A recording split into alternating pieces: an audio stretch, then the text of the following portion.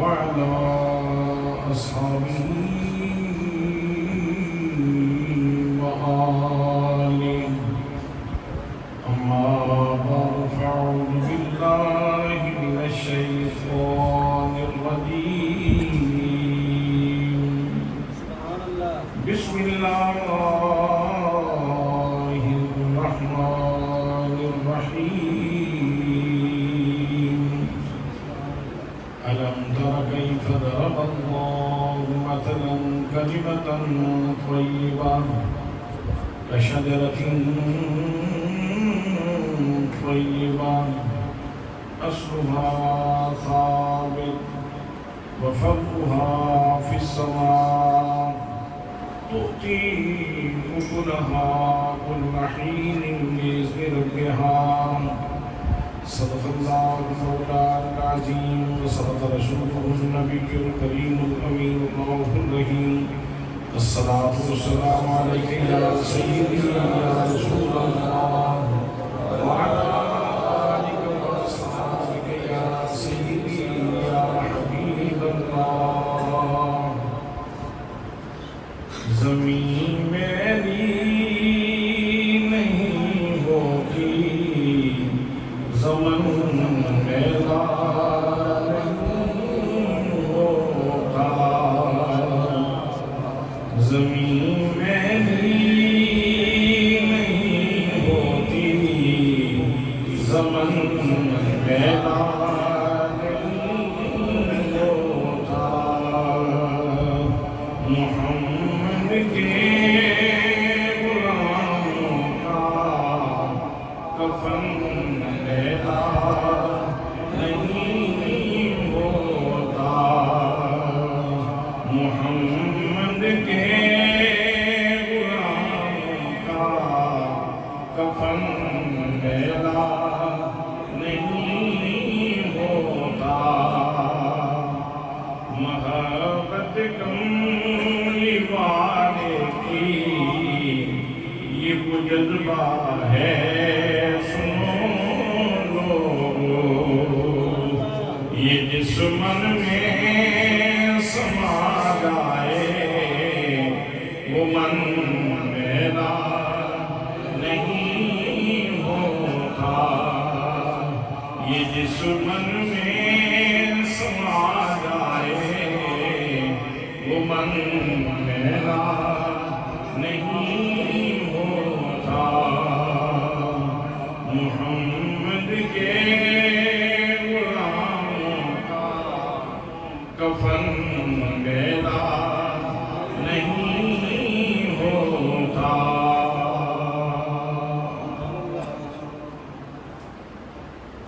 زیب مسند صدارت استاد العلماء عالم جلمائی مخدوم و محترم جناب حضرت قبلہ پیر سید سجاد حسین شاہ صاحب دامت فیوضکم العالیہ. رونق محفل پیر طریقت رہبر شریعت جناب حضرت علامہ مولانا قاری محمد بلال رضا اویسی قاضی صاحب، عزیز گرامی جناب سید دانیال قاضی صاحب، دیگر سادات کرام، مقتدر علماء کرام، معززین شہر، معززین علاقہ، برادران اسلام، برادران طریقت، برادران محبت، السلام علیکم ورحمۃ اللہ وبرکاتہ. آج کی یہ نور بدامہ سعادت افروز تقریب مخدوم و محترم فضیلت مآب جناب سید مجاہد حسین شاہ صاحب رحمۃ اللہ تعالی علیہ، ان کی روح کو ایثار ثواب کرنے کے لیے ختم چہلم کے عنوان پہ لاہور کی اس خوبصورت مسجد کے اندر انعقاد پذیر ہے. میں دعا کرتا ہوں کہ اللہ کریم شاہ صاحب کے درجات بلند فرمائے اور اللہ کریم ان کی قبر و حشر کی منازل کو آسان فرمائے. اور حضرت سیدہ زہرا بتول سلام اللہ علیہا آپ کے بچوں کے صدقے اللہ کریم ہم سب کی مغفرت فرمائے۔ برادران اسلام، قرآن مقدس یہ فلاح و خیر کا ٹکڑا ہے اور اتنی جامع ترین اور عظیم ترین کتاب ہے کہ عرب کے بڑے بڑے فصحاء، بڑے بڑے بلاغاء، بڑے بڑے انشاء پرداز جب قرآن مقدس ان کے سامنے آیا تو وہ قرآن مقدس کی کسی ایک سورت کا بلکہ ایک آیت کا بھی جواب پیش نہیں کر سکتے۔ میں نے اسی موجز بیان کتاب سے ایک آیت تلاوت کرنے کا شرف حاصل کیا ہے۔ اگر اس آیت کی بلاغت کو دیکھا جائے، فصاحت کو دیکھا جائے، علم بیان اور علم بدیع کے اعتبار سے دیکھا جائے، علم تشبیہ کے اعتبار سے دیکھا جائے تو وہ بلاغت کے اعلیٰ ترین معیار کے اوپر ہے، اور اگر مفاہیم کی سادگی کے اعتبار سے دیکھا جائے، معنی کی آسانی کے اعتبار سے دیکھا جائے تو اتنی آسان ہے کہ ایک انتہائی اجڑ بندہ، ایک جاہل سے جاہل انسان بھی بڑی آسانی سے اس کے مفاہیم کو سمجھ سکتا ہے۔ پروردگار عالم نے ایک بہت بڑی حقیقت کو اور ایک دلچسپ حقیقت کو اور ایک انتہائی میٹھی حقیقت کو اللہ کریم نے ایک مثال کے ذریعے بیان فرمایا۔ بڑے سادہ اسلوب میں اللہ کریم ارشاد فرماتا ہے، أَلَمْ تَرَ كَيْفَ ضَرَبَ اللَّهُ مَثَلًا كَلِمَةً طَيِّبَةً۔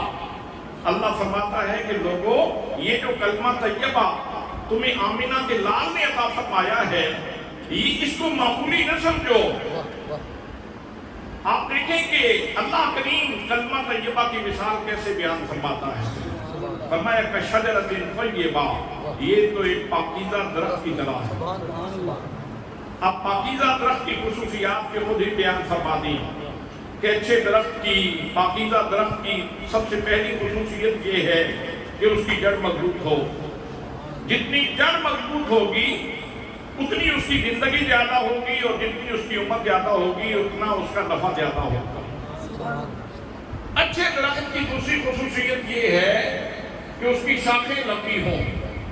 جتنی شاخیں لمبی ہوں گی، اگر ایندھن والا درخت ہے تو ایندھن زیادہ ملے گا، اگر پھل دار درخت ہے تو پھل زیادہ لگے گا، اور اگر سایہ دار درخت ہے تو اس کا سایہ زیادہ ملے گا۔ اور اچھے درخت کی تیسری خصوصیت یہ ہے کہ اچھا درخت وہ ہے جو زیادہ سے زیادہ پھل دیتا ہے، مالی اس کی گوڈی کا اہتمام زیادہ کرتا ہے۔ تو اللہ کریم نے ایک بہت بڑی حقیقت کو، ایسی حقیقت جو میرے نزدیک بھی مسلم ہے اور آپ کے نزدیک بھی مسلم ہے، جو آپ زمین کے اوپر رہنے والے کسی کسان سے پوچھیں تو وہ کہے گا کہ اچھے درخت کی خصوصیات یہی ہیں۔ اللہ کریم نے اتنے سادے اور آسان پیرائے میں کلمہ طیبہ کی مثال بیان کر کے اس کی حقیقت بیان کرتا ہے۔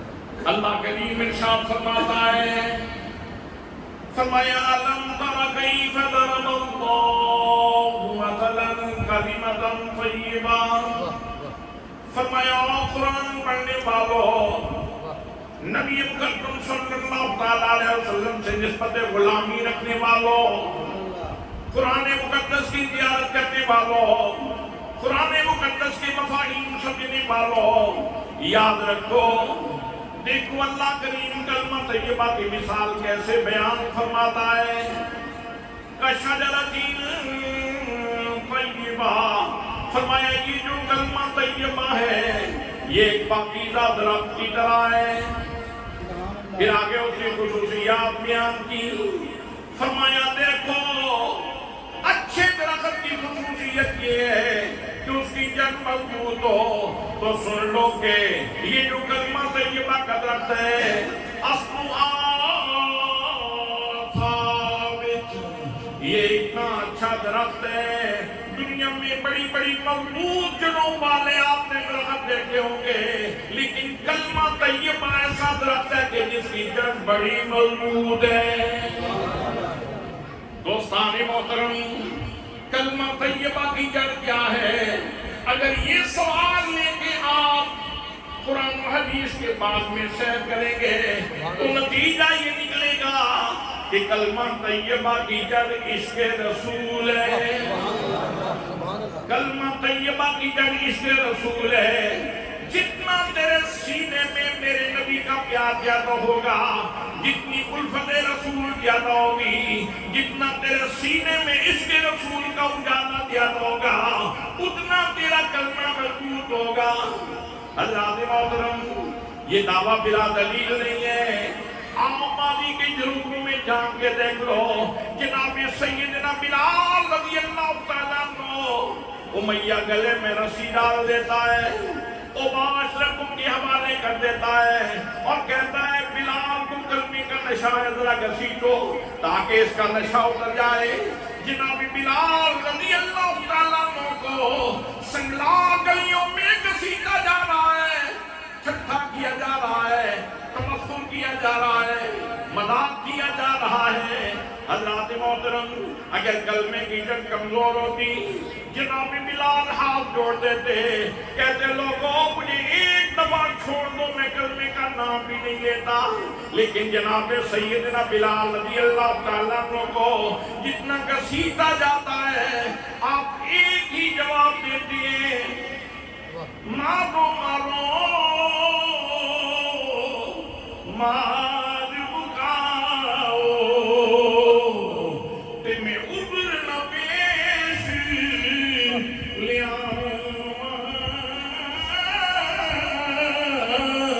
یہ سونا میرے دکھ وچ داغی تے میں سکھنوں چلے پاواں۔ نعرہ رسالت، نعرہ حیدری۔ برادران اسلام، پھر چشم فلک نے وہ منظر بھی دیکھا، جناب بلال کی پیٹھ کے نیچے کوئلے ہیں، سینے کے اوپر پتھر ہے، چربی پگھل رہی ہے، ٹپ ٹپ کی آوازیں آ رہی ہیں۔ امیہ کہتا ہے بلال چھوڑ دو محمد مصطفیٰ کے کلمہ۔ جناب سیدنا بلال رضی اللہ تعالیٰ عنہ آپ امیہ کو جواب دیتے ہیں، امیہ کان کھول کے یہ بات سن لو، بے شک میرے جسم پہ تیرا قبضہ ہے لیکن میرے دل کے اوپر بھی محمد مصطفیٰ کا قبضہ ہے، میری روح کے اوپر بھی محمد مصطفیٰ کا قبضہ ہے۔ اقبال قلندر لاہوری نے کہا، چیری کے سالے لا الہ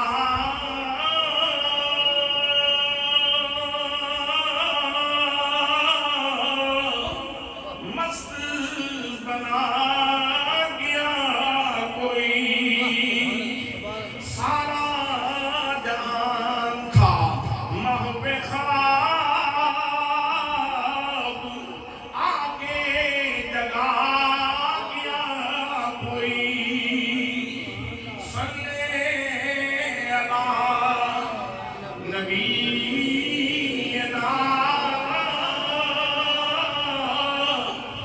صلی اللہ محمد۔ حضرات، اگر کسی کو ابھی تک سمجھ نہ آ سکی ہو کہ اس درخت کی جڑ کتنی مضبوط ہے، کلمہ طیبہ کی جڑ کتنی مضبوط ہے، تو پھر آؤ میرے ساتھ کربلا میں چلو۔ جناب سیدنا امام علی مقام امام حسین رضی اللہ تعالیٰ عنہ کربلا میں اسی لیے تو ڈیرا لگایا تھا، دنیا کو سمجھانا ہی تو چاہتے تھے، دنیا کو پتہ چل جائے کلمے کی جڑ کتنی مضبوط ہے۔ اور حضرات، ان کے اندر ثبات کیوں نہ ہوتا، استقامت کیوں نہ ہوتی، جرأت کیوں نہ ہوتی؟ مجھے میرے مرشد نے کلمہ پڑھایا، مجھے میرے استاد نے کلمہ پڑھایا، مجھے میرے والد گرامی نے کلمہ پڑھایا، آپ کو آپ کے استاد نے، مرشد نے، والدین نے کلمہ پڑھایا۔ حسین تو وہ ہیں جن کو کلمہ پڑھانے والے نبیوں کے امام ہیں۔ یہ شعر تو آپ نے بہت دفعہ سنا ہے، لیکن آج اس کینوس میں، اس تناظر میں سنے۔ حضرت سلطان العارفین سلطان باہو فرماتے ہیں الف اللہ چمیلی بوٹی مرشد من میرے بچ لائی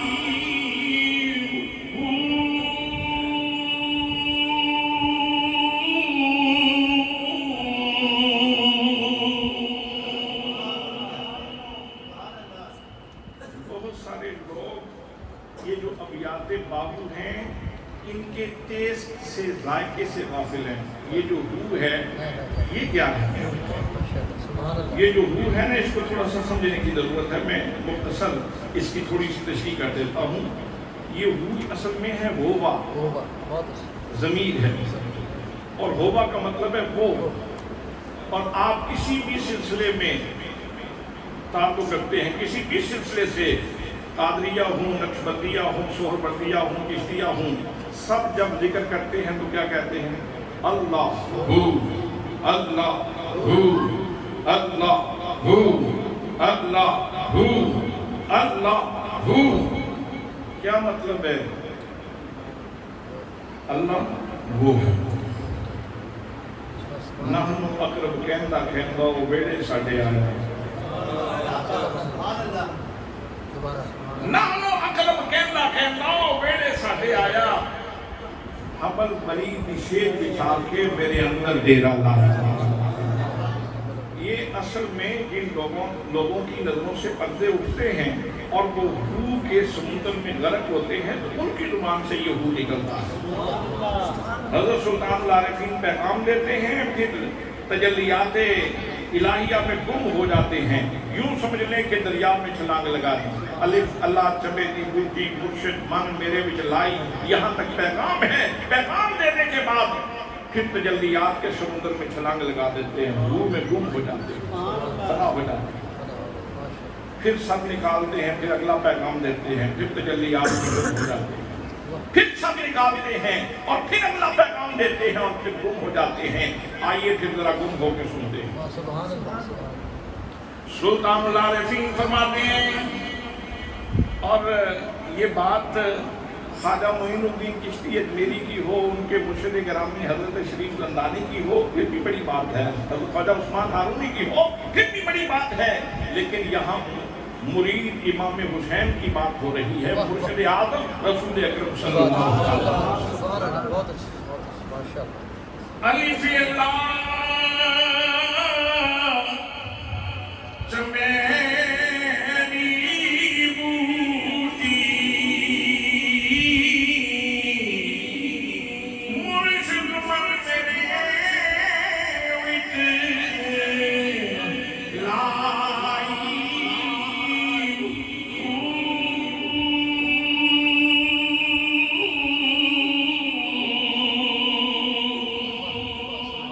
نفیس بات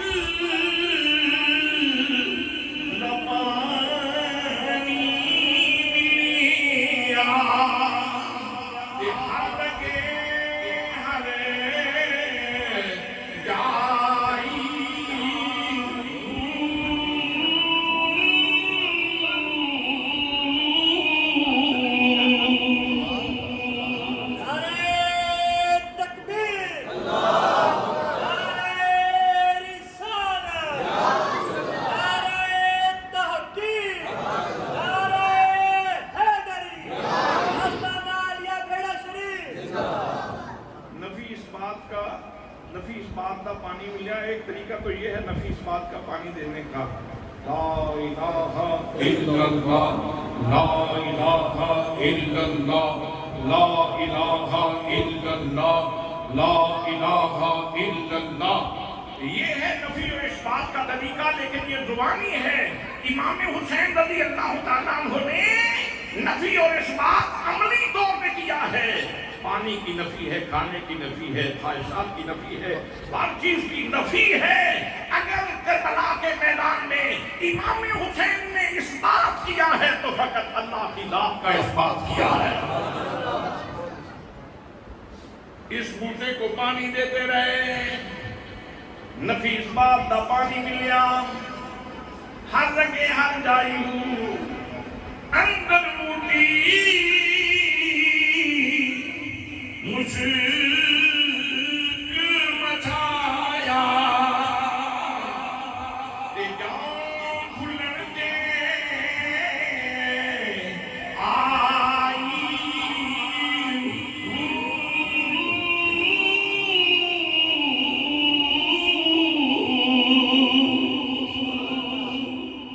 پھر شکرانہ کو لازم ہے جیوے مرشد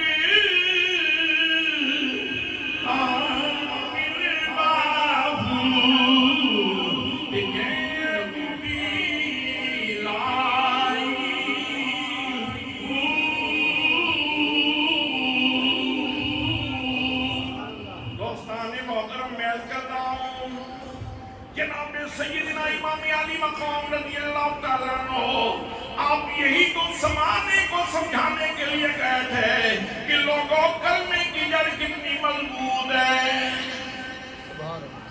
7 محرم کو پانی بند ہوتا ہے اور 72 گھنٹے 3 دنوں کی پیاس ہے۔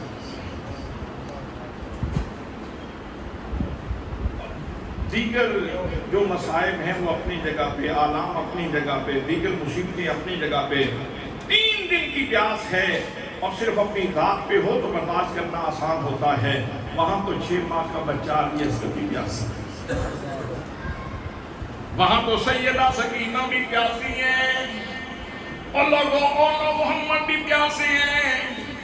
امام حسین رضی اللہ تعالیٰ عنہ صرف اپنی پیاس کو برداشت نہیں کر رہے تھے، پورے خاندان کی پیاس برداشت کر رہے تھے۔ اگر کلمے کی جڑ کمزور ہوتی، امام علی مقام ہاتھ جوڑ دیتے، فرماتے ہو کوفیو مجھے پانی دے دو، میرا بچہ بھی لگ رہا ہے، میری سکینہ رو رہی ہے، پانی دے دو۔ لیکن حضرات محترم، امام علی مقام کی شان دیکھو، بے شک سیدہ سکینہ بھی پیاسی تھی، بے شک علی اصغر بھی پیاسے تھے، لیکن لوگوں امام حسین نے اپنے عمل سے ثابت کیا ہے کہ یا اللہ مجھے یہ سارا خاندان پیارا ہے، لیکن ان سے بڑھ کے تو پیارا ہے، تیرا دین پیارا ہے۔ اور یہ فخر امام حسین رضی اللہ تعالیٰ عنہ کا یہ اضطراری نہیں تھا، یاد رکھیں، اضطراری نہیں تھا، مجبور نہیں تھا امام حسین، یہ فخر اختیاری تھا، اختیاری فخر تھا۔ اگر امام علی مقام کے ہاتھ گر جاتے، حضرات نہر فرات تو نہر فرات ہے، زمین اپنے سینے کا سارا پانی نچوڑ کے امام حسین کی خدمت میں بطور نذرانہ پیش، لیکن امام علی مقام کرامت دکھلانے کے لیے آئے نہیں تھے، استقامت دکھلانے کے لیے آئے تھے۔ حضرات محترم، آؤ میں قرآن کا حوالہ پیش کر رہا ہوں، کتنے جرأت والے ہیں امام حسین، کتنے شجاع ہیں امام حسین، اور اللہ کی رضا پہ کتنے راضی ہیں امام حسین۔ حضرات محترم، اگر ہاتھ اٹھا دیتے بہت کچھ ہو سکتا تھا، لیکن کرامت دکھلانا مقصود نہیں تھی، استقامت دکھانا چاہتے تھے۔ قرآن پڑھیں، حضرت مریم سلام اللہ علیہا، حضرت مریم سلام اللہ علیہا جب حضرت عیسیٰ علیہ السلام کی ولادت کا وقت آیا تو علیحدگی میں چلی گئی، تنہائی میں چلی گئی، خلوت خانے میں چلی گئی۔ اب بھوک لگ گئی، پیاس لگ گئی جناب مریم کو، جناب سیدہ مریم نے ہاتھ اٹھا لیے، عرض کی پروردگار عالم مجھے بھوک لگی ہے، میری بھوک کا مداوع کیا جائے، مجھے پیاس لگی ہے، میری پیاس کے خاتمے کا اہتمام کیا جائے۔ اللہ کریم نے ارشاد فرمایا اے میری بندی مریم، پریشان ہونے کی ضرورت نہیں، اگر تم نے ہاتھ اٹھا لیے تو مریم یہ سامنے کھجور کا خشک تنا ہے، اس کو ہاتھ ڈالو اور اس کو ہاتھ ڈال کے ہلاؤ۔ قرآن مقدس بول رہا ہے، فرمایا وَهُزِّي إِلَيْكِ بِجِذْعِ النَّخْلَةِ تُسَاقِطْ عَلَيْكِ رُطَبًا جَنِيًّا۔ میری پیاری بندی مریم، اس کھجور کے تنے کو ہاتھ ڈالو، ہاتھ ڈال کے ہلانا تیرا کام ہے، اس کے اوپر ابھی پکی ہوئی کھجوریں لگانا میرا کام ہے۔ یار وہ اللہ کریم کی ذات گرامی جو من و سلوہ بھی اتارتا ہے، یہاں من و سلوہ کیوں نہیں اتارا؟ یہاں جناب مریم کو یہ کیوں کہا جا رہا ہے کہ مریم ہاتھ ڈالو، ہلاؤ؟ ابھی دیکھو خدا کی قدرت کے نظارے۔ اصل میں بات یہاں یہ میسج دینا بھی مقصود تھا کہ لوگوں کو پتہ چل جائے سارے ہاتھ برابر نہیں ہوتے، اللہ والوں کے ہاتھوں میں بڑی برکت ہوتی ہے۔ خشک تنے بھی ہرے ہو جاتے ہیں جب اللہ کے بندے کے ہاتھ لگتا ہے۔ وہ حضرات محترم، جناب مریم نے کھجور کے تنے کو ہاتھ ڈالا، فوراً اس کے اوپر ڈوکے لگنے شروع ہوئے، شاخیں نکلی، ڈوکے لگنا شروع ہو گئے، کھجوریں پکنا شروع ہو گئیں، جناب مریم کی گود میں گرنی شروع ہو گئیں، اور ساتھ پانی کا چشمہ جاری ہے۔ جناب مریم کھجوریں کھا رہی ہیں، پانی پی رہی ہیں، علماء کرام کی پوری کہکشاں موجود ہے۔ آپ ان سے پوچھیں حضرت یہ کیا ہے؟ قرآن مقدس نے یہ جو واقعہ بیان کیا ہے اس کو اصطلاح میں کیا کہیں گے؟ علم العقائد کی، علم کلام کی اصطلاح میں کیا کہیں گے؟ تو سید سجاد حسین شاہ صاحب جواب دیں گے، قاری بلال اللہ قاضی صاحب جواب دیں گے، یہ کرامت ہے۔ یہ کیا ہے بھئی؟ یہ کیا ہے؟ یہ کرامت ہے۔ تو میرے دوستو، یہ تو حضرت سیدہ مریم ایک ہستی ہے جو صاحب کرامت ہیں۔ کربلا میں تو جتنی ہستیاں موجود ہیں سارے کی ساری ہستیاں صاحب کرامت ہیں۔ اگر ہاتھ اٹھا دیتے تو پتہ نہیں کیا سے کیا ہو جاتا، تو پھر پتہ نہیں کیا سے کیا ہو جاتا۔ اور یہ نہر فرات تو نہر فرات ہے، حوض کوثر کا وہ حسین کے گھر کی طرف ہو جاتا۔ لیکن امام عالی مقام رضی اللہ تعالیٰ عنہ یہاں کرامت دکھلانے کے لیے آئے نہیں تھے۔ اگر کرامت دکھاتے، توجہ ہے آپ کی، اگر کرامت دکھاتے پانی تو مل جاتا، لیکن بعد میں لکھنے والا مورخ کیا لکھتا؟ مورخ لکھتا کہ یار گھرانہ تو بہت بڑا تھا، شخصیت بہت بڑی تھی، تعمیر کردار کرنے والے لوگ بہت بڑے تھے، رنگ تو بڑا بھرا تھا، کائنات میں اس سے بڑا گھرانہ تو نہیں آیا۔ لیکن یہ بات سمجھ آئی ہے کہ یہ جو بھوک پیاس ہے نا، یہ بھی بہت بڑی بلا ہے، بڑے بڑے لوگوں کو گرا لیتی ہے۔ دیکھیں نا جی، پھر حسین بھی مجبور ہو گئے اور پھر دعا کر ہی دی۔ حضرات محترم، لیکن جب امام حسین نے استقامت دکھائی تو آج گلی گلی سے، نگر نگر سے، کریا کریا سے، جگہ جگہ سے آواز کیا آتی ہے؟ آج سارا جہان کہہ رہا ہے حسین زندہ باد، حسین زندہ باد، حسین زندہ باد، حسین زندہ باد۔ آپ میں سے اگر کسی نے روٹی نہ کھائی ہوئی ہو، کوئی بندہ بھوکا ہو، پیاسا ہو، تو اس کو اجازت ہے وہ بے شک نہ بولے، لیکن اس جملے پہ آپ لوگوں کا حق بنتا، ایمانی حق ہے کہ بولیں حسین زندہ باد، حسین زندہ باد، حسین زندہ باد،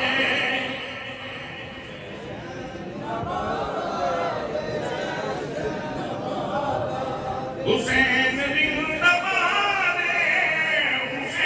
زندہ باد، حسین زندہ باد، حسین زندہ باد، حسین زندہ باد، حسین زندہ باد۔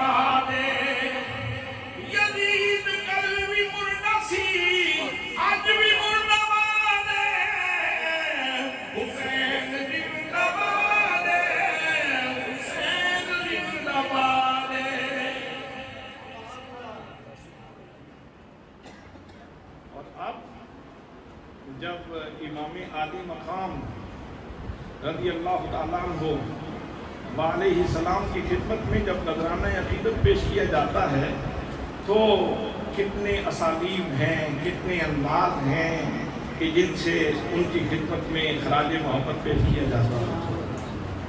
ادیب رائے پوری نے ایک انوکھا نظریہ پیش کیا، انوکھا نظریہ پیش کیا ادیب رائے پوری نے، اگر آپ چاہیں تو میں پیش کر دوں۔ ادیب رائے پوری کہتا ہے آیا نہ ہوگا اس طرح حسن و شباب ریت پر، آیا نہ ہوگا اس طرح حسن و شباب ریت پر۔ میرے خیال میں آپ نے تخیل نہیں دیکھا، ذرا اسلوب کی خوبصورتی دیکھیں نا۔ وہ کہہ رہا ہے کہ کربلا کے میدان میں جو ہستیاں جن کے وجود پڑے تھے وہ حسن تھا اور شباب تھا، وہ حسن تھا، سبحان اللہ۔ آیا نہ ہوگا اس طرح حسن و شباب ریت پر، گلشن فاطمہ کے تھے سارے گلاب ریت پر، پیاسا حسین کو کہوں اتنا تو بے ادب نہیں، لم سے لبے حسین کو ترسا ہے آب ریت پر۔ حضرات، ادیب رائے پوری کہتا ہے کہ حسین پیاسے نہیں تھے، اصل میں تو فرات کا پانی پیاسا گزر رہا تھا، اصل میں تو فرات کا پانی پیاسا گزر رہا تھا، اور پانی گزرتے ہوئے یہ کہہ رہا تھا حسین میں تو تقدیر کی زنجیروں کا بندھا ہوا ہوں، حسین میں تو تقدیر کی زنجیروں کا بندھا ہوا ہوں، اور تم تو سلطان کونین کے نواسے ہو۔ حسین اشارہ کرو، کرامت دکھاؤ، میں دوڑ کے آؤں تیرے لبوں کو چوم لوں، تیرے لبوں کو چوم لوں۔ پانی پیاسا گزر رہا تھا حسین کے لیے، حسین تو سیراب تھا، اس لیے کہ حسین کی اوپر تو اللہ کی طرف سے انوار نازل ہوئے۔ حضرات محترم، یہ وہ کلمے کی جڑ کی مضبوطی کی بات کی امام عالی مقام نے اپنے عمل سے تشریف فرمائی۔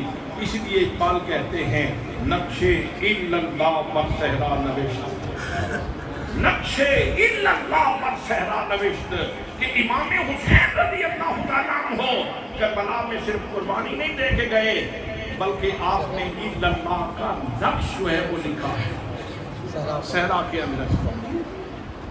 اور حضرات، میں نے چونکہ ایک اور موضوع بھی ہے جس پہ گفتگو کرنی ہے، تو ہلکا سا ٹچ دے کے صرف آگے گزروں گا کہ 10ویں محرم کا جب دن آتا ہے تو کتنا مشکل دن تھا، شاید تاریخ انسانی میں مشکل ترین دن تھا۔ کبھی جوان بیٹے کی بوٹیاں اٹھا کے لائے، کبھی اپنے بیٹے کے گلے سے خون کے فوارے نکلتے ہوئے دیکھے، کبھی بھائی کے بازو کٹے ہوئے لاشیں کے اوپر رکھ کے خیمے کی طرف لا رہے ہیں۔ حضرات، سارا خاندان قربان کر کے امام حسین بالآخر خود میدان کارزار میں ہیں، اور ایک طلب باقی ہے، ایک طلب باقی ہے، اور یہی میسج ہے آج کی محفل کا۔ حسین اللہ کی رضا کے لیے آپ نے علی اکبر دے دیے، علی اصغر دے دیے، انو محمد دے دیے، قاسم دے دیے، سارا خاندان دے دیا، سارا قبیلہ دے دیا، ابھی کس چیز کی طلب ہے؟ حسین کو ابھی سجدے کی طلب ہے۔ کہ نبی پاک نے جو اذان کہی تھی ابھی اس کا سجدہ تھا، ابھی اس کا سجدہ باقی ہے۔ حضرات محترم، آج جب نماز ہم پڑھتے ہیں، اگر کسی کو اس وقت حسین کے سجدے کا فقط تصور آ جائے تو اس کا سجدہ خود میٹھا ہو جاتا ہے۔ حضرت بابا بلے شاہ رحمۃ اللہ تعالی علیہ امام عالی مقام کی بارگاہ میں نذرانہ محبت پیش کرتے ہیں اور کہتے ہیں بلا بلا دے نظری انہیں ہو گئی،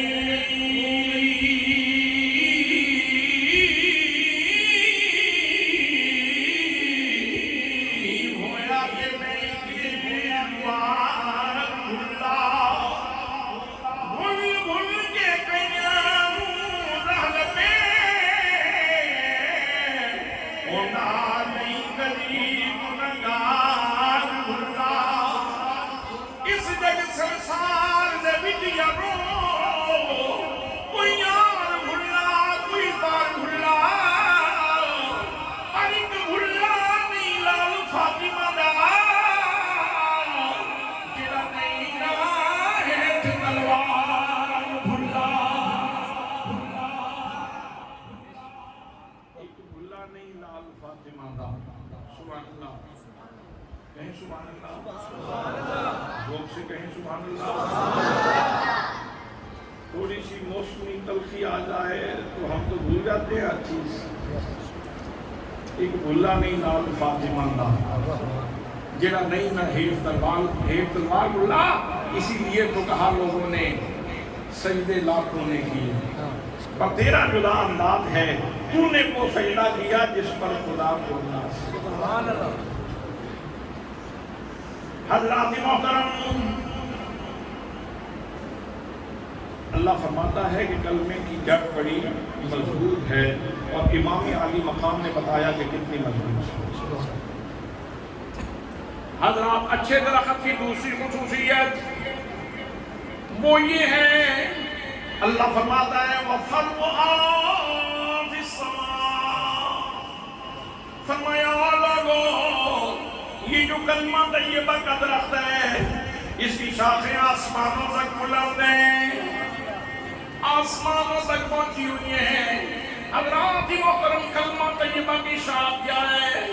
یاد رکھنا، کلمہ طیبہ کی شاخ آپ کی نماز ہے، کلمہ طیبہ کی شاخ روزہ ہے، کلمہ طیبہ کی شاخ حج ہے، کلمہ طیبہ کی شاخ عمرہ ہے، کلمہ طیبہ کی شاخ یتیم کے سر پہ ہاتھ رکھنا ہے، کلمہ طیبہ کی شاخ لوگوں کے راستے سے کانٹے اٹھانے ہیں، کلمہ طیبہ کی شاخ اللہ کی مخلوق کے ساتھ بھلا کرنا ہے، کلمہ طیبہ کی شاخ جتنے نیک اعمال ہیں سارے کی سارے کلمہ طیبہ کی شاخیں ہیں۔ اور حضرات محترم، انہی شاخوں میں ایک بڑی اہم ترین شاخ اپنے والدین سے حسن سلوک ہے۔ والدین سے حسن سلوک کرنا یہ کلمہ طیبہ کی بڑی اہم ترین شاخ ہے، اور اس کے اوپر قرآن مقدس سنیے۔ اللہ کریم میں ارشاد فرماتا ہے، فرمایا وَقَضَىٰ رَبُّكَ، فرمایا میرے بندو تمہارے رب نے فیصلہ کر دیا ہے اللہ تعبدوا الا ایاہ، کہ تم نے عبادت کرنی ہے تو فقط اللہ کریم کی کرنی ہے۔ انسانی زندگی کا مقصد و غایت کیا ہے؟ وَمَا خَلَقْتُ الْجِنَّ وَالْإِنسَ إِلَّا لِيَعْبُدُونِ، میں نے جنوں اور انسانوں کو اپنی عبادت کے لیے پیدا کیا ہے۔ لیکن یہاں ماجرا دیکھیں کہ اللہ کریم جب اپنا حق بیان فرماتا ہے تو ایک جملے میں اس موضوع کو کلوز کر دیا گیا، اس گفتگو کو سمیٹ دیا گیا۔ فرمایا تمہارے رب نے فیصلہ کر دیا ہے کہ تم نے عبادت کرنی ہے تو فقط اللہ کریم کی کرنی ہے۔ پھر آگے والدین کے حقوق کا تذکرہ شروع کیا، فرمایا وَبِالْوَالِدَيْنِ إِحْسَانًا، فرمایا لوگوں یہ جو دو ہستیاں ہیں جن کی وسیلے سے تم دنیا میں آئے ہو، دنیا کی رنگینیوں سے مستفید ہو رہے ہو، یاد رکھو کے ساتھ حسن سلوک سے پیش آنا ہے۔ بہت جامع جملہ ہے، بہت جامع جملہ ہے۔ وَبِالْوَالِدَيْنِ إِحْسَانًا، آپ نے اپنے والدین کے ساتھ حسن سلوک سے پیش آنا ہے۔ احسان کا مادہ استحقاق حسن ہے، اور حسن کا مزاج یہ ہے کہ حسن میں تلخی نہیں ہوتی، حسن میں تلخی نہیں ہوتی، حسن کبھی کھردرا نہیں ہوتا، کڑوا نہیں ہوتا، حسن کبھی دل نہیں چھیلتا، حسن کبھی دل کو زخمی نہیں کرتا۔ حسن جس رنگ میں اور جہاں ہوتا ہے، اہل دل کے لیے سرمایہ جاں ہوتا ہے۔ اللہ کریم ارشاد فرما رہا ہے کہ اللہ کے بندو، اپنے والدین سے حسن سلوک سے پیش آنا ہے۔ پانی تو دینا تمہاری ڈیوٹی ہے کہ تم اولاد ہو، روٹی دینا تمہاری ڈیوٹی ہے کہ تم اولاد ہو، دوائی دینا تمہاری ڈیوٹی ہے کہ تم اولاد ہو، ان کی ضروریات کا خیال رکھنا یہ ڈیوٹی ہے کہ تم اولاد ہو، لیکن کوئی تلخی سے بھی دے سکتا ہے۔ تو فرمایا نانا، یہ جتنے معاملات ہیں، ان کے ساتھ جتنے معاملات کرتے ہیں، ان کے اندر کھردرا پن نہ ہو، تیرے لہجے کے اندر حسن موجود ہو، تیرے لہجے کے اندر، تیرے انداز کے اندر حسن موجود ہو۔ سبحان اللہ کہیں، سبحان اللہ، سبحان اللہ۔ اور اس کے بھی پھر دو پہلو ہیں، اس کے بھی دو پہلو ہیں۔ ایک تو یہ ہے کہ مجھے میرے والدین کے آداب سکھائے جا رہے ہیں، توجہ ہے آپ؟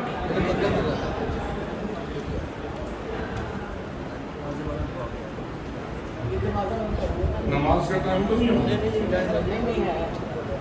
بھائی، کیمرے والے آپ بھی تھوڑے سے نا حرکتیں تھوڑا سا حرکت کم کریں، تھوڑے سموتھلی آپ ایک جگہ پہ رہیں۔ آپ گفتگو کرتے ہیں تو میں ڈسٹرب ہوتا ہوں۔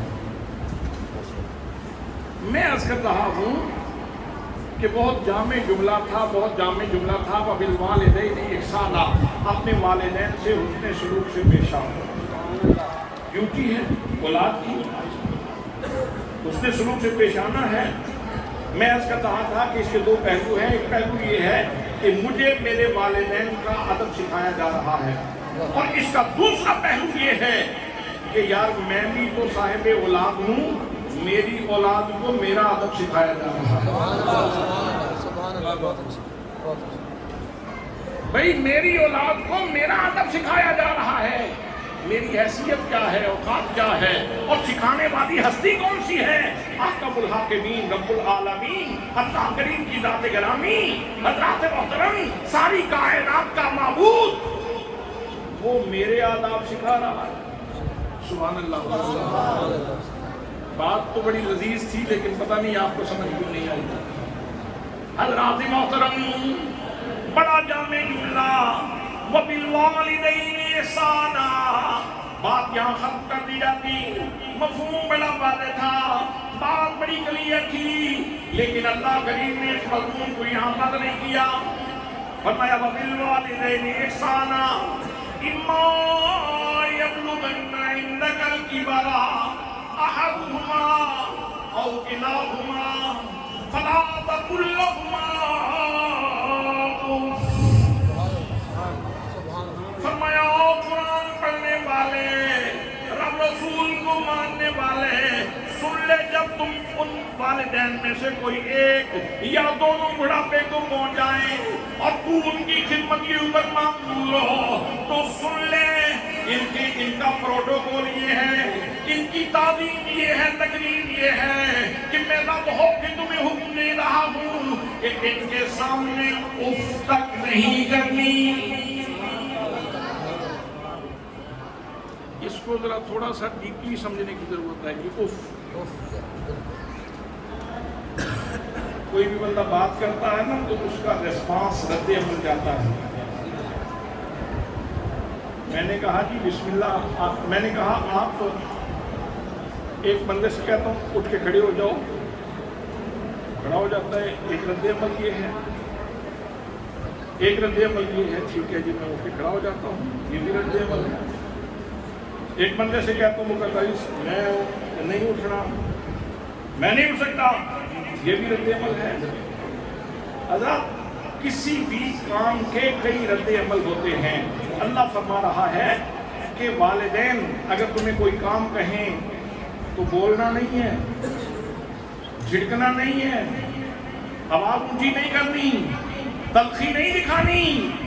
ہاں آخری حد ہے نا کہ اگر آپ کو ایک چیز ناپسند لگتی ہے اور آپ بول نہیں سکتے تو آخر میں آپ کہتے ہو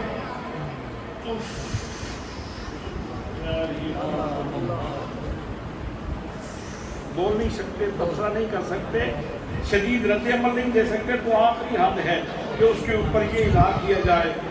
بات دل کہہ رہا ہے، بات کو اچھی نہیں تھی تو کہا اف. اللہ فرماتا ہے والدین کے سامنے اف بھی نہیں کرنی، ان کے سامنے اف تک نہ کرو. بڑا جامع جملہ ہے، مفاہیم ادا ہو گئے، بات سمجھ آ گئی. لیکن حضرات محترم مضمون کلوز نہیں ہوا، اللہ نے بات کو ختم نہیں کیا بلکہ فرمایا بلا فلا تقل لهما اف ولا تنهرهما. فرمایا میرے بندو یہ جو والدین ہیں تمہارے ان کو کبھی بھی جھڑکنا نہیں ہے، کبھی بھی جھڑکنا نہیں ہے. یہ بھی بہت جامع بات تھی، بات یہاں ختم کر دی جاتی تو سمجھ آ چکی تھی، لیکن اللہ نے یہاں بھی مضمون کو کلوز نہیں کیا بلکہ مزید آگے ارشاد فرمایا وَقُلْ لَهُمَا قَوْلًا كَرِيمًا.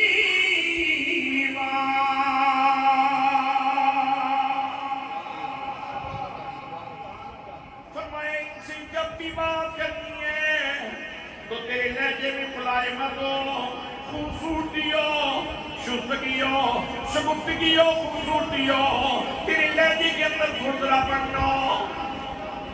اس بات کو سمجھانے کے لیے بھی مجھے حضرت شیخ عبدالعزیز دباغ کی خدمت میں جانا پڑے گا. اللہ کی مختلف صفات ہیں، اللہ تعالیٰ کی مختلف صفات ہیں اور ان کے اپنے اثرات ہیں.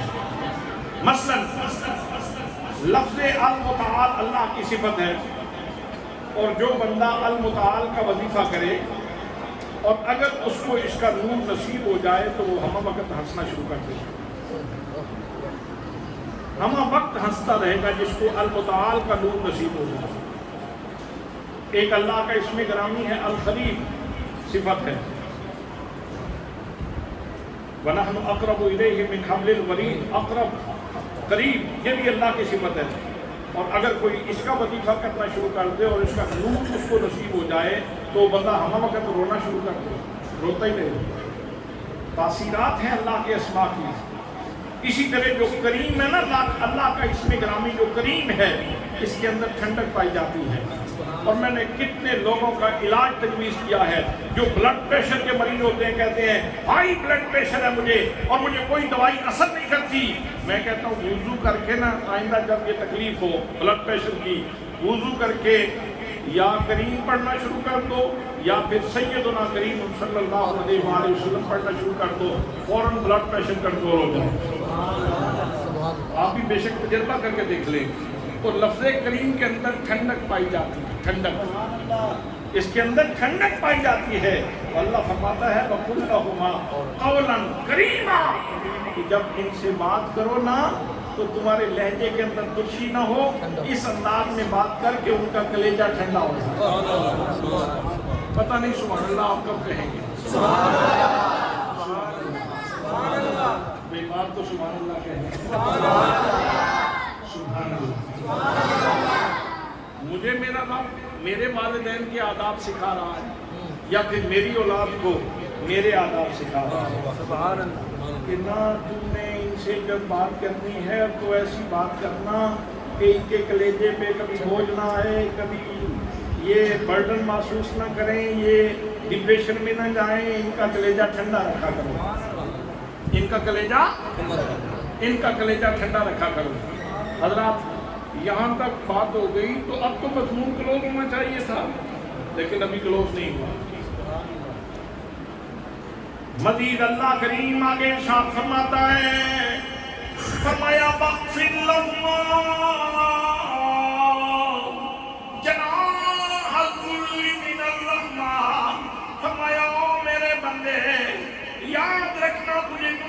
کوئی بہت بڑا منصب مل جائے، کوئی عہدہ مل جائے، تو منسٹر بن جائے، تو پریزیڈنٹ بن جائے، یا تو دنیا کا بہت بڑا علامہ فہمہ بن جائے، لیکن یاد رکھنا ساری دنیا کے سامنے اپنے آپ کے بارے میں کہہ سکتے ہو کہ میں علامہ ہوں، فہمہ ہوں، میں پیر ہوں، میں منسٹر ہوں، میں فلاں ہوں، میں یہ ہوں، لیکن یاد رکھو جب اپنے والدین کے سامنے آؤ تو شفقت کی وجہ سے، رحم کی وجہ سے اپنے پروں کی پرواز کو نیچے رکھو۔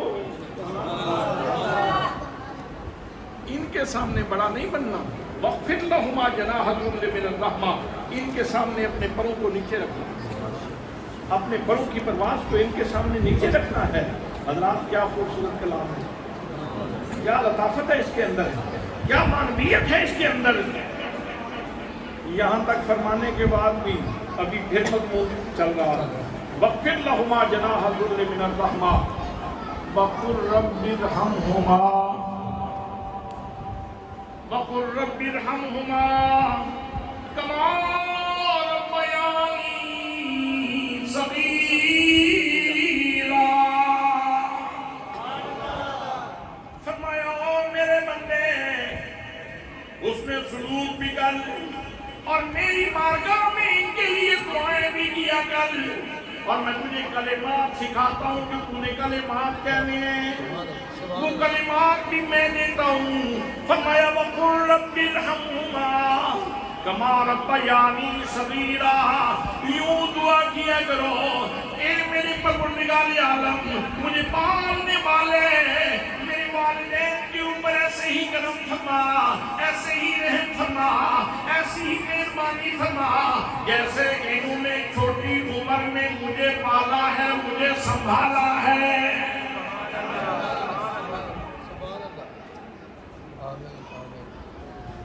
6 ماہ کی عمر ہو، سردی کا موسم ہو، یخ بستہ راتیں ہوں، باہر دھند پڑ رہی ہو، تو آپ اپنے محلے میں مجھے بتائیں کہ چھوٹا بچہ پیشاب کر دے تو مائیں کتنے بچے گلی میں پھینک دیتی ہیں؟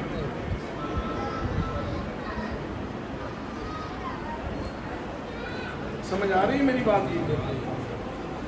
آپ لاہور کے رہنے والے لوگ ہیں، لاہور پگ ہے پورے پاکستان کی، اس لیے کہ بر صغیر میں ولایت لاہور کے داتا تقسیم فرماتے ہیں، پورے بر صغیر میں ولایت کا فیض داتا حضور کی بارگاہ سے جاتا ہے۔ حضرات محترم، آپ پورے لاہور، پورے پاکستان کی پگ یہاں تشریف فرما ہے، یہ لاہور پورے پاکستان کی پگ ہے۔ میں پوچھنا چاہتا ہوں، کبھی کسی بچے نے پیشاب کر دیا ہو، 6 ماہ کا بچہ ہو، سال کا بچہ ہو، پیشاب کر دے بستر کے اوپر، یخ بستہ رات ہو، سردیوں کی، باہر دھوپ پڑ رہی ہو، اور ماں کو بے شک بخار بھی ہو، تو کوئی ماں ایسی ہے جو بیٹے کو اٹھا کے گلی میں پھینک دے؟ ایک ٹوٹ پہنے آئے کہ نہیں تئی؟ کبھی ایسا ہوا ہو، کبھی ایسا سنا ہو؟ ایسا نہیں ہوتا۔ ماں کیا کرتی ہے؟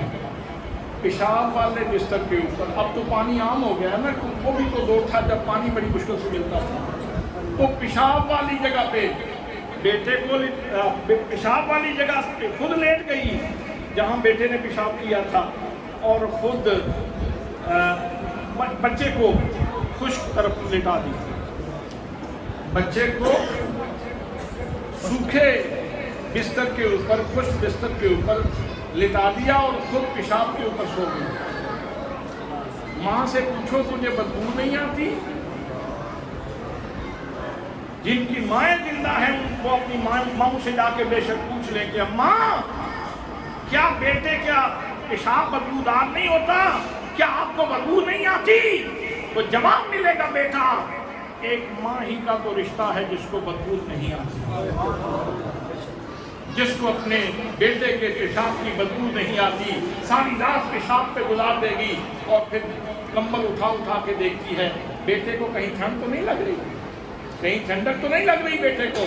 حضرات محترم، اور اسی طرح باپ کا معاملہ ہے، ایک 70 سالہ بوڑھا، 65-70 سال عمر، اور ایک दीवार के ऊपर काम कर रहा है, मजदूरी कर रहा है, ईंटें उठा उठा के।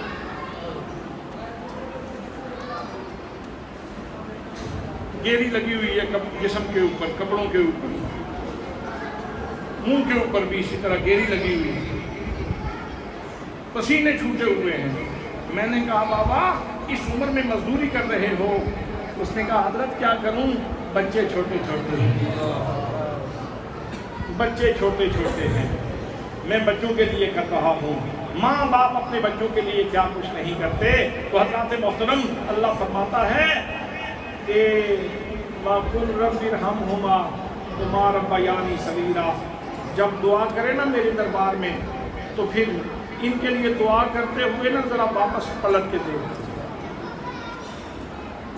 इनके लिए जब दुआ करनी है तो जरा वापस पलट के देख, अपना माजी याद कर, कभी तू कैसी पोजीशन में था और ये तेरे साथ क्या करते रहे, तेरे साथ मोहब्बत करते रहे। आज मौका है कि तू उनके लिए दुआ कर, आज तू उनके लिए दुआ कर। हजरत अब्दुल्ला इब्न उमर रज़ी अल्लाह ताला अन्हु जा रहे थे तो रास्ते में ना एक बंदा देखा, वो पैदल चल रहा था। तो हजरत अब्दुल्ला इब्न उमर का मामूल ये था कि आप दो सवारियां इकट्ठी लेके चलते थे, एक ऊँटनी और एक साथ कोई गदी वगैरह साथ लेके चलते, हिमा। तो रास्ते में एक बंदा मिला, तो आपने अपनी जो दस्तार थी पग वो भी उतार के उसको दे दी और अपनी गदी भी उसको दे दी। साथियों ने कहा कि हजरत ये तो बदलू लोग हैं तो बहुत थोड़ी चीज़ के ऊपर राजी हो जाते हैं, तो आपने इसको अपनी दस्तार भी दे दी और अपनी गदी भी दे दी, सवारी भी दे दी, इतनी मेहरबानी है। फरमाया तुझे नहीं मालूम इसका बाप मेरे बाप का दोस्त था, इसका बाप मेरे बाप का दोस्त था। और हज़रत मोहतरम बाप के प्यार के हवाले से सबसे बड़ा हवाला ये है कि हुज़ूर सल्लल्लाहु ताला अलैहि वसल्लम की जब 6 साल की उम्र हुई तो कहाँ गए थे?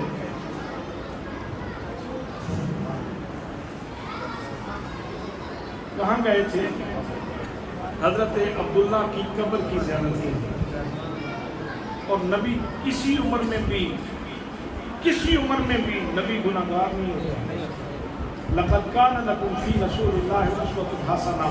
हज़रत मेरे आका वालिद गिरामी की कब्र पर तशरीफ़ ले गए, अम्मी जान साथ थी, और फिर रास्ते में अल्लाह को मंजूर हुआ और वालदा का भी विसाल हो गया और आपने वो गम देखा। पहले बाप की कब्र देखी, फिर माँ की कब्र खुद बनाई अपने मासूम हाथों से और फिर वापस तशरीफ़ लाए।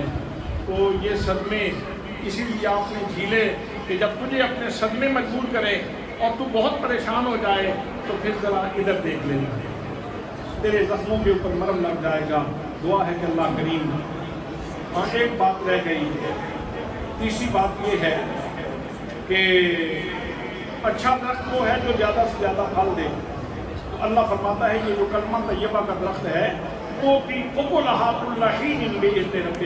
ये ऐसा दरख्त है कि जो हर लम्हे में फल देता है, हर लम्हे में फल देता है कलमा तैयबा का दरख्त। और हज़रत इस दरख्त के ऊपर जो फल लगता है उसका नाम क्या है? उसका नाम नेकी है, उसका नाम नेकी है। तो दुआ है कि अल्लाह करीम हमें कलमा तैयबा के सम्राट समेटने की तौफीक नसीब फरमाए।